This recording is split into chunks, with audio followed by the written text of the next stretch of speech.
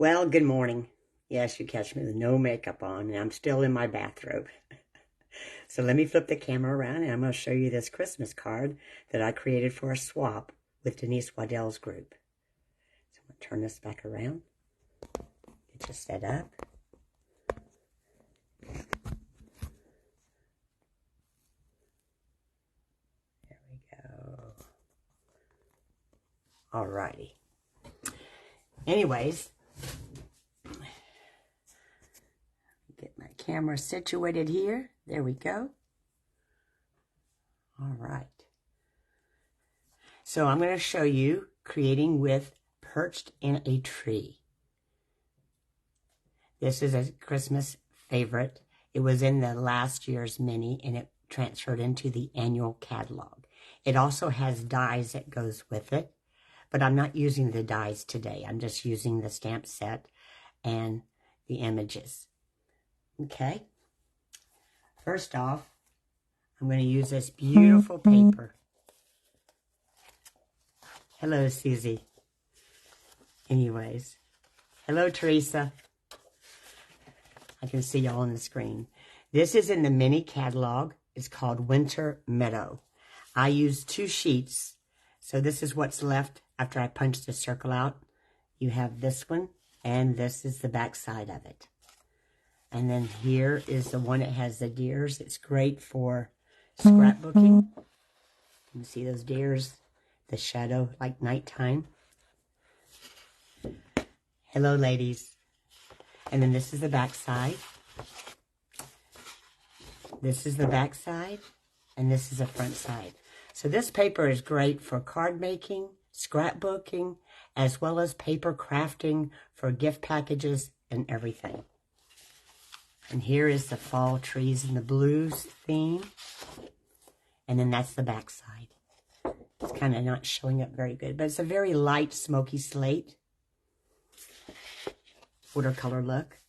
And then here's the beautiful vines with the blue flowers and blueberries. And then this is the back side. So they can coordinate together or separately. And then here's the trees in the background.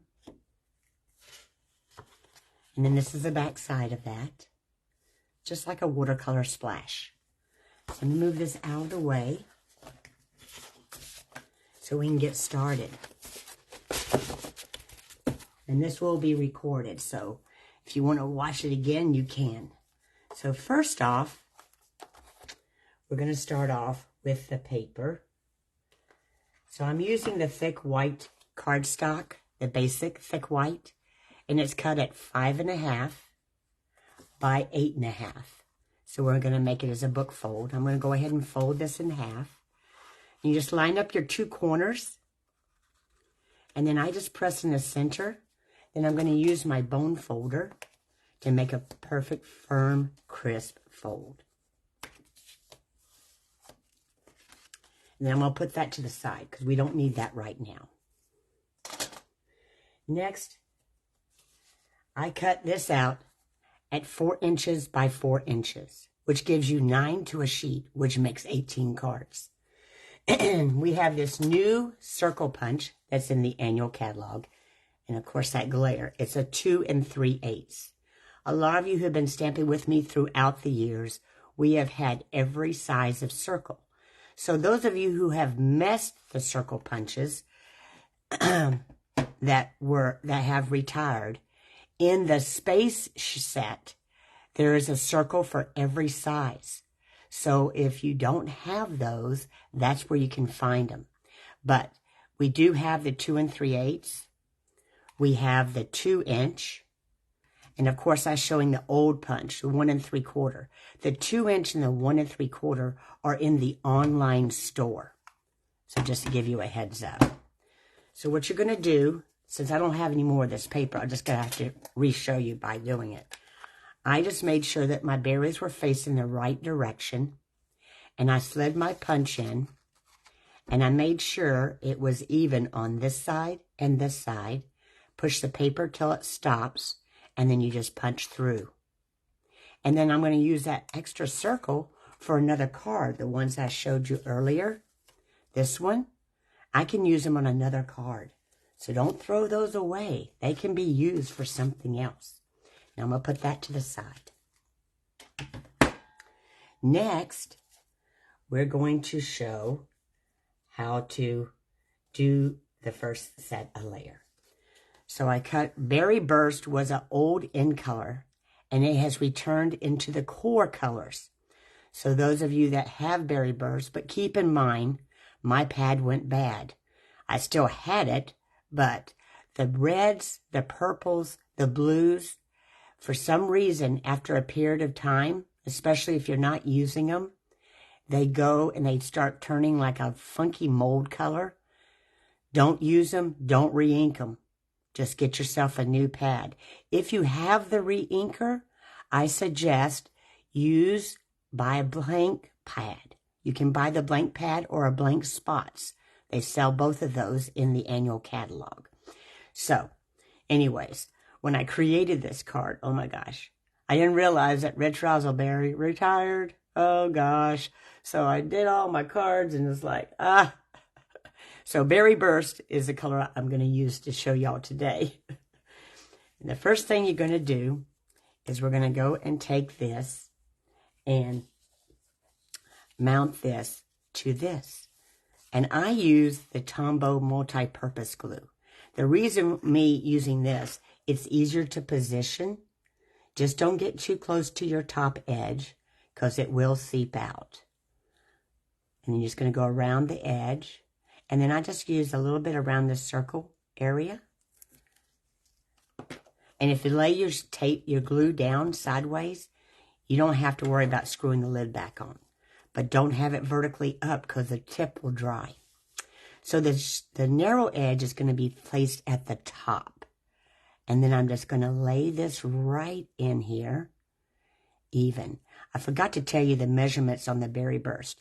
It's 4 1/8 by 5 1/4. There we go. Then we'll set this to the side where the folded card is. Next, you're going to need a piece of garden green. This is one of my favorite greens. It's been around for a long time. It is a 1-inch piece by 4 inches. So I made it the same size as the DSP. Okay? So first things first, we're going to stamp this with the sentiment, which is, no matter the season, I'm here for you. So that could be used for even a sympathy card. So this is a versatile stamp set. So we're going to use the craft ink pad, the white. And it's just tap, tap, tap. Look at it. Make sure you got it all inked up. And then I'm going to center this. And then just count to 5. And then hold your paper to lift up. Then I'm going to move this out of the way. And then we're going to use some embossing powder. I don't know about y'all, but the first time I was introduced to Stampin' Up! Back in 1995, I went to an in-home workshop. And that was she was using the Circus stamp set. And that's what she showed was embossing. And this is just the white embossing powder. And those of y'all that have the trays that we used to have, it used to have a plug. Well, the new tray that comes with the brush and the embossing buddy, it has a screwed-on lid, so you'll never lose it. How many of y'all lost those plugs? I know I did. I had several trays because I used to use this in class. So you just check and make sure. And I don't have any extras listed there. So I'm going to go ahead and close this up because I have a kitty in here who is trying to figure out how she can get up here while I'm doing the video. Yes, Miss Fifi. Oh my goodness. So, and I'm going to use the heat tool, so it's going to make a loud noise. So be prepared for that. But it's not as loud as those other ones. So our heat tool has 2 settings. We want it on the 2nd setting. So I'm going to turn this on.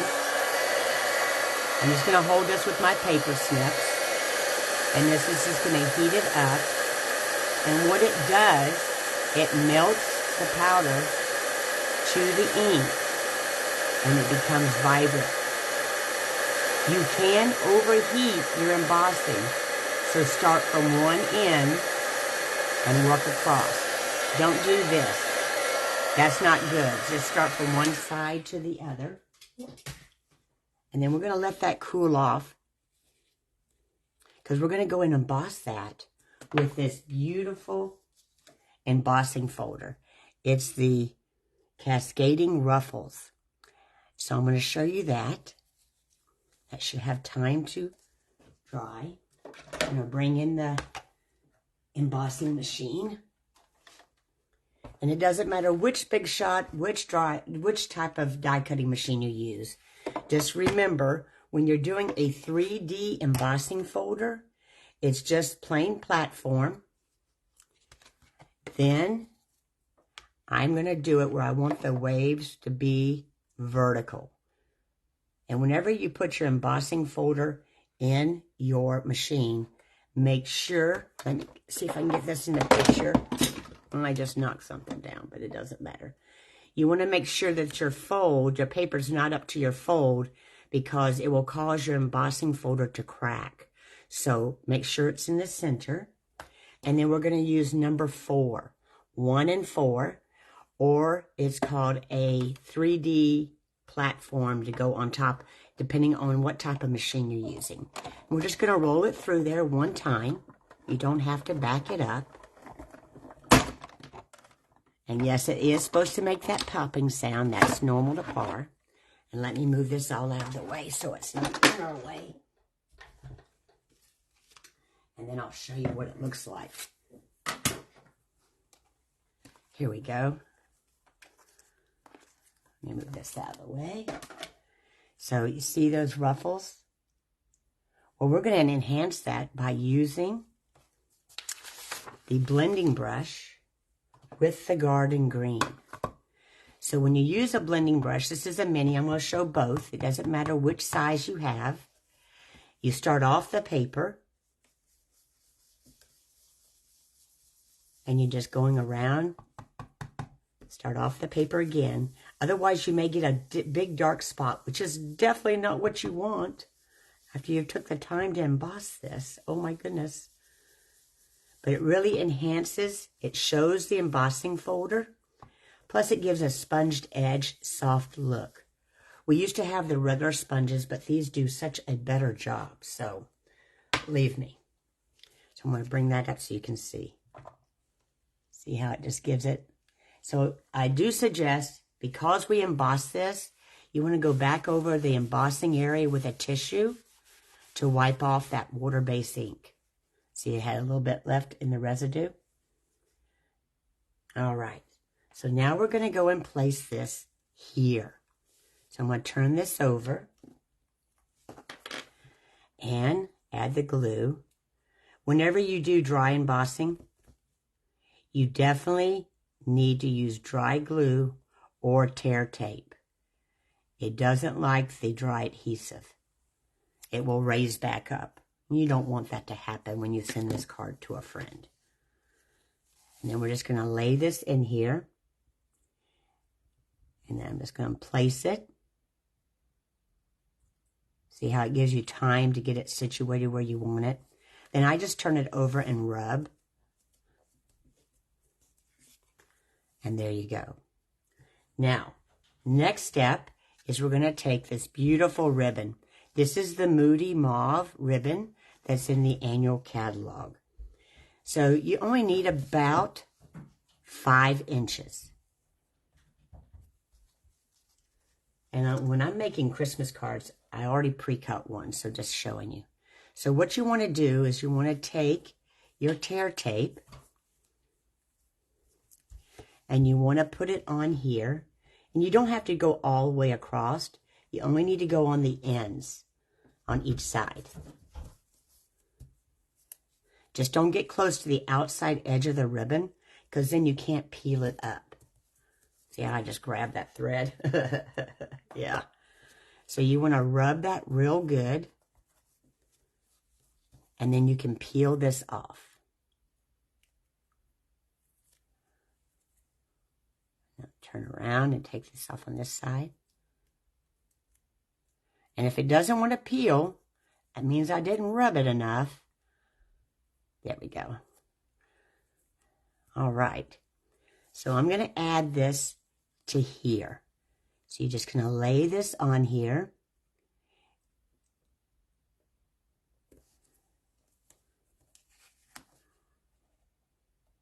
And get it as even as possible. And you're just going to wrap that around. Okay?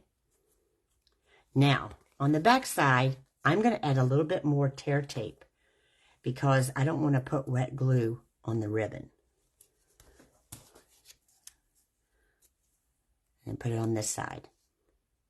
Then I'm going to mount this to our base. Remember our base earlier that we had?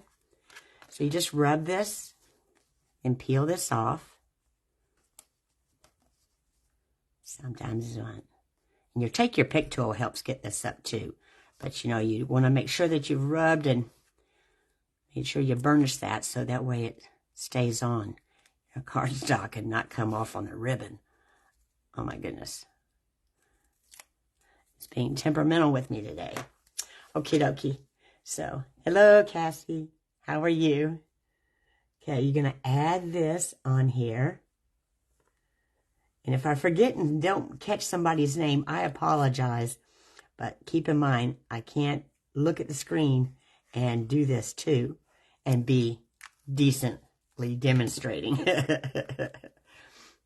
My body is not built for that. So we're going to eye this and look on your right and your left. Let me get off that white paper so you can see. And then I'm just going to press around. There we go. Isn't that nice? Okay, we're almost there. So first off, I'm going to go ahead and stamp the inside. So this way, that way it can be dry. I always like to finish up a card all the way. First off, we're going to stamp the branch. And all I use for this card is the D blocks. D blocks, just in case. I put 2 old paper pumpkin blocks together so it's thick enough. D block is all you need for that whole, pretty much that whole stamp set. Even though this branch is longer, I just put it at an angle because I'm not going to use that outside branch anyways. You're going to press, count to 5, then lift up. I'll move that out of the way. Next, I'm going to stamp. That was Garden Green, the ink that I used. Now, I'm going to use Cherry Cobbler for my saying. Like I said, my berry burst pad went bad, so I have to order a new one. And there is Cherry Cobbler. It still goes with this paper.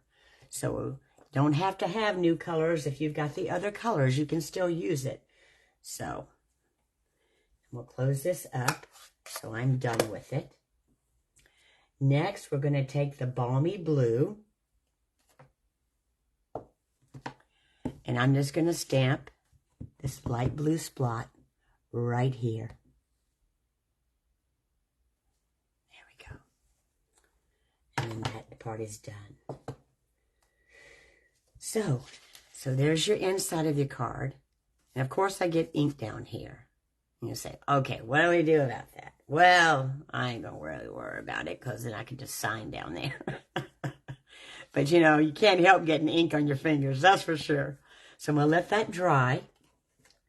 And then we're going to go over here and I'm going to show you how to do the envelope. I always finish up with the envelope too. But I need to stamp my bird. And I don't know what I did with my bird stamp. No, I brought it in here because I had to clean it off. Anyways, needless to say, we'll go to the next step. So I wanted to show you. And bear with me, I don't know what I did with the bird stamp. I thought I had it brought in here, but I didn't. So I'm just going to show you anyways. So I punched out in the Garden Green the 2-inch circle punch. That's how I got this one, the 2-inch. Next, And with the 1 3/4, which is a flat punch, but I have the old one. And some of y'all that have been stamping with me have that as well. So, and you're going to punch that out of a piece of scrap white.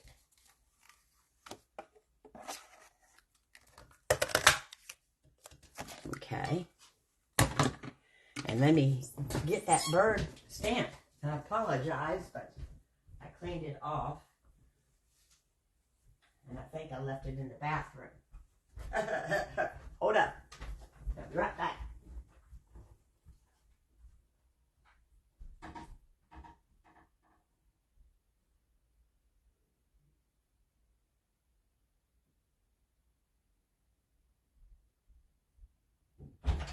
Yep, that's exactly where it was because I had to clean it off from stamping the other envelope. Here we go. So what you're going to do is you're going to stamp this in Memento Black. And whenever the stamp is bigger than the pad, you always want to bring the pad to the stamp. And keep in mind, when you are inking up your stamp and it's the first time, you want to stamp it on a scrap piece of paper and then ink it up again. Okay, now I'll close this up. And then we'll stamp the bird. Count to 5. There we go. And then I need to twist this off. And I didn't bring my chamois in here to clean this off, so anyways, but it'll be fine. So you're probably wondering, how did I get that blue around without getting it on the bird? Well, I'm going to show you. How many of y'all are familiar with what masking? Yep. So you're going to cut on the line of the bird, as you see what I'm doing here. And I don't have to worry about the feet because feet are not in the picture. So I'm just going to cut all the way around. And I had some of this cut out so you wouldn't have to see me cut all that detail stuff. And any area that's really dark, you really don't have to really cut that out real detailed because it's going to be covered up. Okay, so let me go around here on this side. And then cut that out. All right, get that out of my way. Put the scissors up. Okay, so there's your mask. So what you're going to do is just take a couple of dots of the Tombow. When it says multi-purpose, a lot of you may not know this.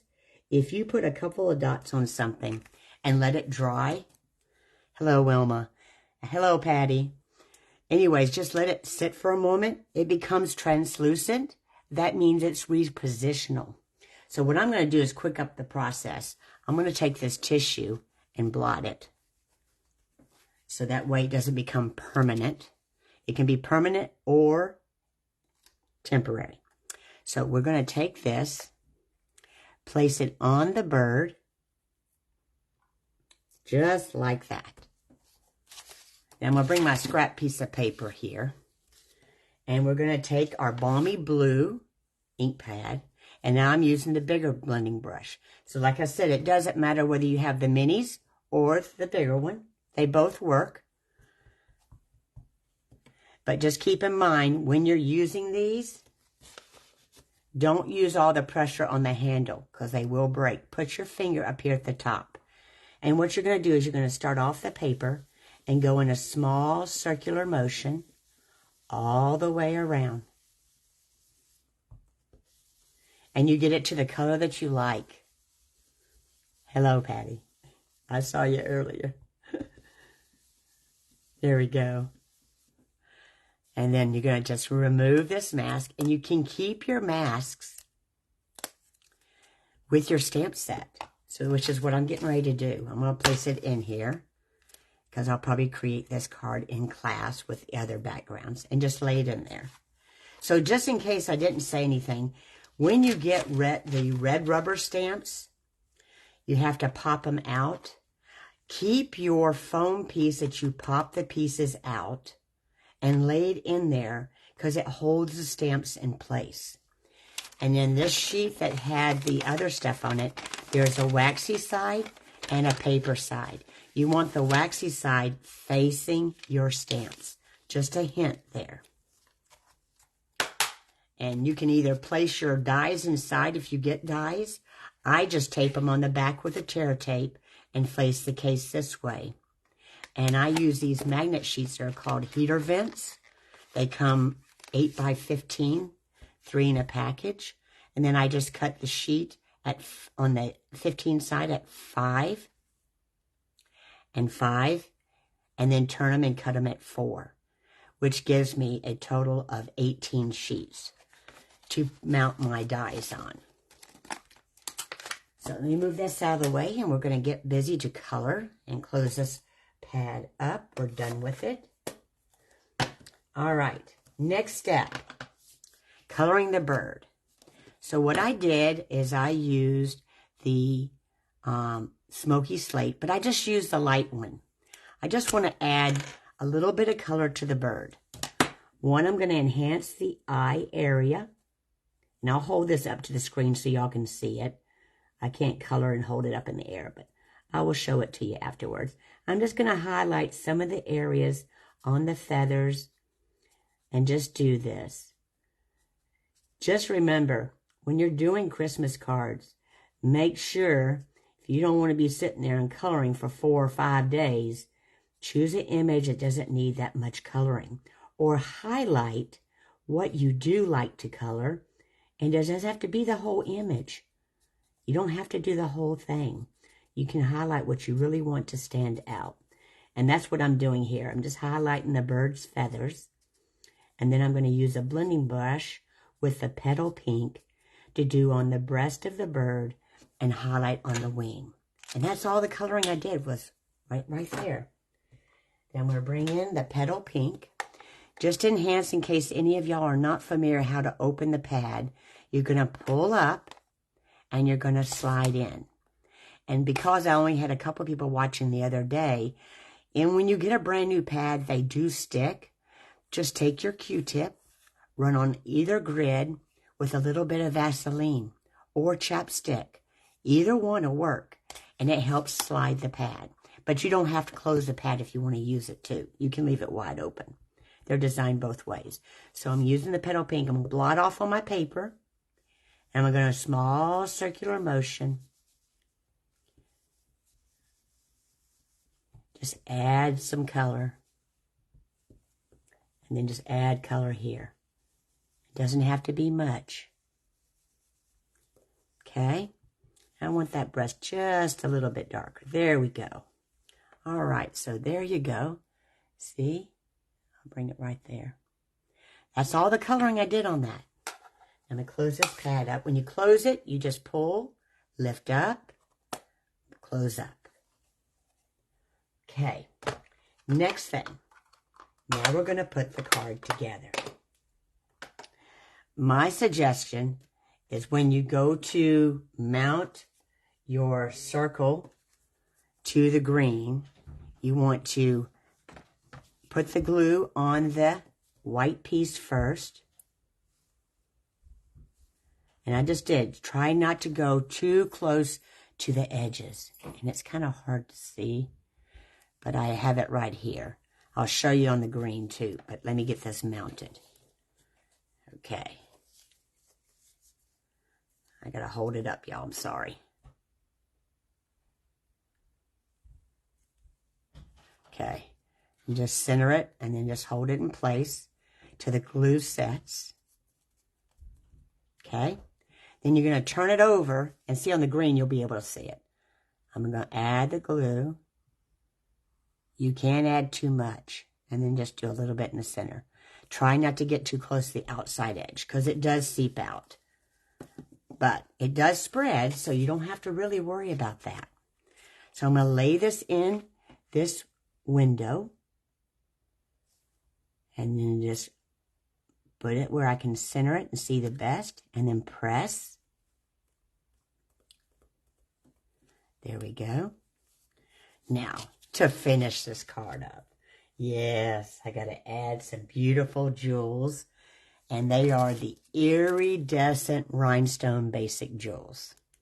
So, show you here. All righty. Get them out of the package. So you can use your take your pick tool, or you can use your paper snips, whichever works best. I'm going to take this small one. That's going to go right on the eye. And be sure to push before you pick up, because these are self-adhesive. If you don't push first, you may end up, if you just pick them up, you may leave your glue dot on the sheet. And you don't want to do that. You're going to press that in place. Then I'm going to use the larger one. See, you can't pick that up. Push, Gina, push. I know old habits die hard. And I'm going to put one on either side of the saying. There we go. There's the card. And they just stand out. Isn't that beautiful? And then we go ahead and now we're going to stamp our envelope. Have to have a complete project.